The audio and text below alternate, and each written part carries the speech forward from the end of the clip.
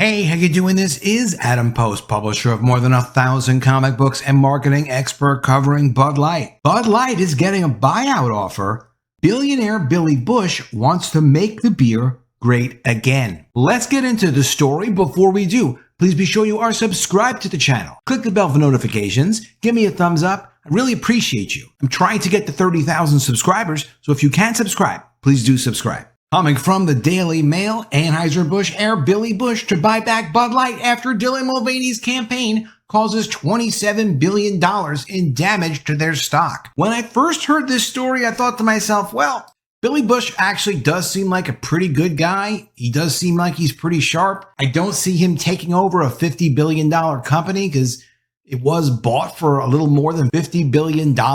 And then I realized, well, I mean, the guy's family did get $13.4 billion in this sale. And that was a few years back. So if they haven't blown all the money, it's actually possible he could do a deal like this. I don't know that Anheuser-Busch would be willing to sell, but let's get into the story. The heir to Anheuser-Busch says the family will buy back Bud Light from its parent company if they're looking to offload the brand following months of failing sales. Billy Busch, whose family sold Anheuser-Busch to InBev in 2008, said he would be first in line to buy back Bud Light and make that brand great again. Busch pitched the deal on an episode of conservative pundit Tomi Lahren's show, Fearless. That is not normally how you would make a serious offer to buy a multi-billion-dollar company, but these are crazy times, and that is how Elon Musk wound up buying Twitter. He wound up getting a suggestion from someone on Twitter, hey, why don't you just buy Twitter? And Elon Musk was like, well, hey, how much does it cost? And then all the drama after that, and now it's named X. So you never know what could happen. The offer comes nearly 5 months after Anheuser-Busch's disastrous partnership with transgender influencer Dylan Mulvaney,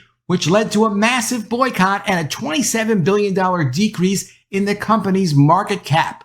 What's the market cap? The market cap is the value of all of Anheuser-Busch's stock. If you look on the stock market today, that is the market capitalization. It's down around $20 to $30 billion on any given day from where it was from before the boycott started on April 1st. In 2008, the Busch family sold the company to InBev, a Belgian company, for a staggering $52 billion.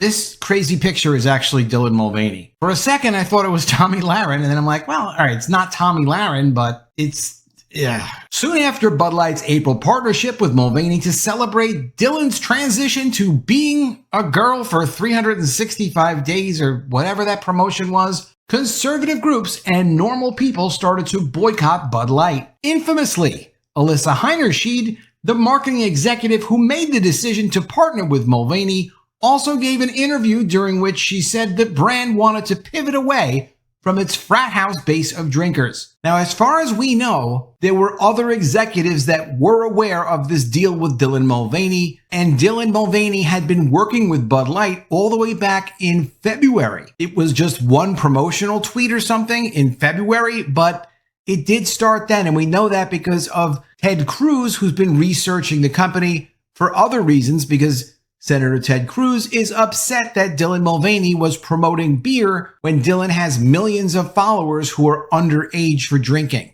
Not appropriate. Tomi Lahren questioned Busch about those remarks, to which Busch said, I think InBev doesn't understand who their core drinker is. It's a Brazilian-based company that really doesn't live here in America. The company is listed as a public company through Belgium. The reference to the Brazilian company relates to a company called 3G Capital. 3G Capital is a Brazilian global investment firm and private partnership built on an owner-operator approach to investing over a long-term horizon. Founded in 2004, basically it was founded by a very charismatic tennis player who somehow wound up becoming a very important investment banker, raised a lot of money, did buyouts, has a deal going with Warren Buffett on the Kraft Heinz acquisition, and somehow all of these companies from America wound up being controlled and owned by these leveraged buyout people. When Lahren questioned Busch about those remarks, to which he said, I think InBev doesn't understand who their core drinker is. It's a Brazilian-based company that really doesn't live here in America. And then he added,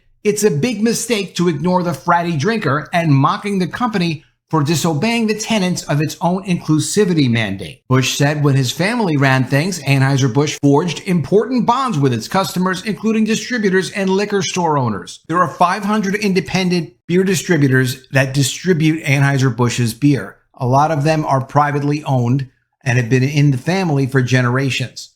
A lot of them are in trouble now because of this nonsense with Dylan Mulvaney. The ones who focus more on Anheuser-Busch brands are in the most trouble. Quote, they knew who their drinkers were. They were with the bar owners and the restaurant owners and the liquor store owners and talking to these people day in and out, he said. Even my dad at 89 years old, 90 years old, he was going to the bar selling Budweiser back in those days in the 1980s. He added InBev's big mistake was hiring and relying on a new generation of woke students to run the company's marketing department. Quote, when you're a foreign company and you rely on these woke students that are coming out of these woke colleges to do your advertising for you, you're making a big mistake. You need to go out there and understand who your core customer is. He continued by saying he would buy back the company in order to save it from its ongoing downward spiral. I urge that company, InBev, if they don't want that brand any longer, sell it back to the Busch family, sell it to me. I'll be the first in line to buy that brand back from you, and we'll make that brand great again, he said. Kinda Trumpy. Now, Anheuser-Busch has sold 8 brands that it owns. It does own a total of 500 or more brands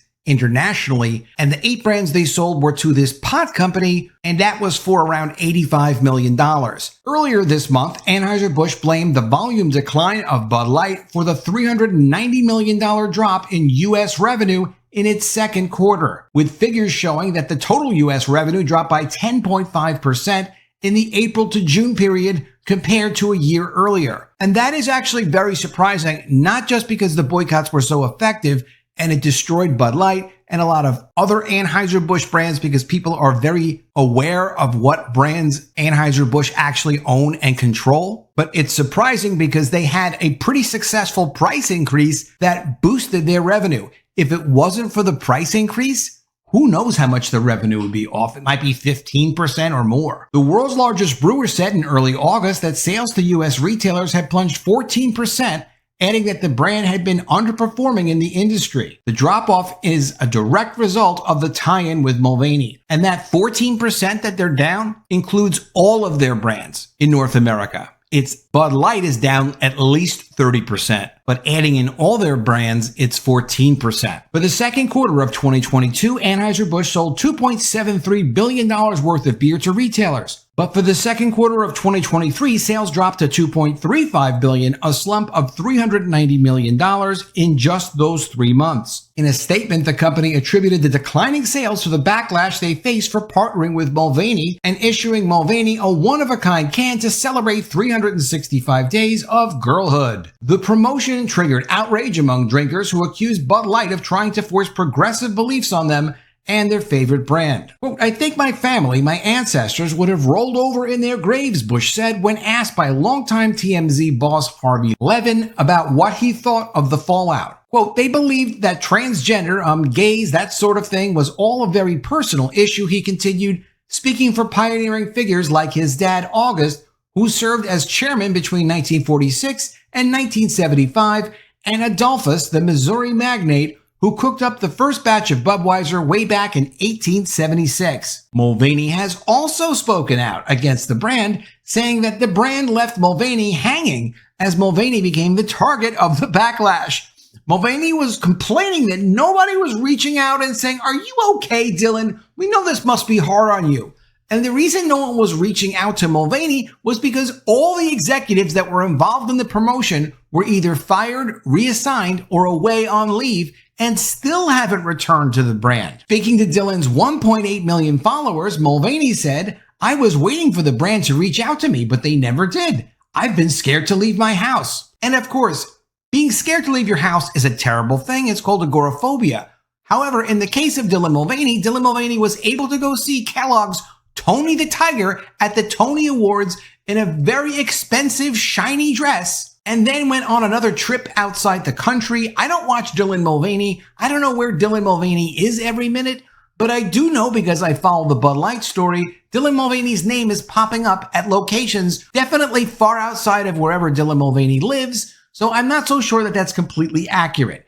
I'm just reporting it because it's here, but I wouldn't take it to be 100% accurate. Anheuser-Busch should seriously consider getting the beer brand back to the Busch people, because it seems like Billy Busch actually does have a pretty strong grasp of, hey, you talk to your customers, you figure out who your core customer is, and you make sure you serve that core customer. It's pretty easy if you have the money to be in business and just deliver for people. As long as you're not trying to change their lifestyles and change society with your business and your brand, if you're just trying to deliver for your customers, it makes business a lot more simple. Budweiser's new can design mocked after motorcycle rally flop. Have you heard about this motorcycle rally flop? I did a video based on this. Bud Light has caused so much trouble for Anheuser-Busch that they can't even appear at Sturgis and interact with customers, even though they've been doing promotions there for years. Videos appeared to show nearly empty Budweiser tents at Sturgis Motorcycle Rally. Here's the motorcycle rally. This is video from the Sturgis Budweiser tent